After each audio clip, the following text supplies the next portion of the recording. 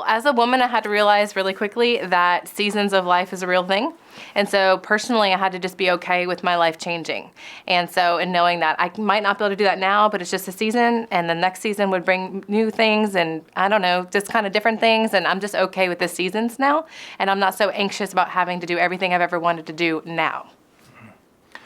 I think my tip is to be a leader, because leaders are resourceful. Leaders figure things out because they have to figure them out. You know, many have gone out and planted churches, and they planted churches because they had to find a way to do it, and so they did it. And they lead teams because they have to find a way to do it, and they do it. And somehow managing life and family and ministry, like that doesn't necessarily get put in that same category of we're leaders, we have to figure this out, we have to value it, we're going to do it. And read everything you can get your hands on and figure it out and be resourceful, because that's what leaders do. And so every person's contexts are so different. We get different sets of circumstances, but we're groups of like smart, capable, determined leaders, and smart, capable, determined leaders figure out how to figure it out.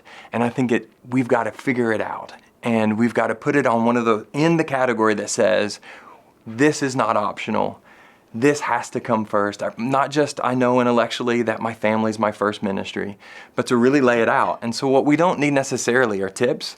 We need decisions to be made and lines to be drawn and determination to be enacted.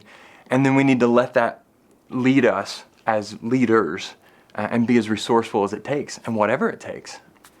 And I think we also lead by example. And so we get to, we're senior pastors to our staff. And so everyone knows that our kids come first, and we want their kids to come first. And so if your kids are sick, we let people work at home. It's a very flexible staff, because we're like, you're going to take care of your kids. Please take care of your kids. Like, work at home. We trust you.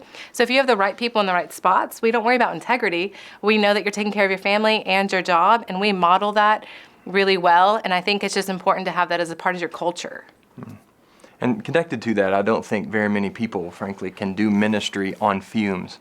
I think those last 20 hours, when you go from 50 to 70, the reality is if you'd have stopped at 45 and you consistently ran 45, 50 hours, something sustainable that matches your energy level, and you do that with excellence for those, it's way better than 70 or 80 hours could ever be.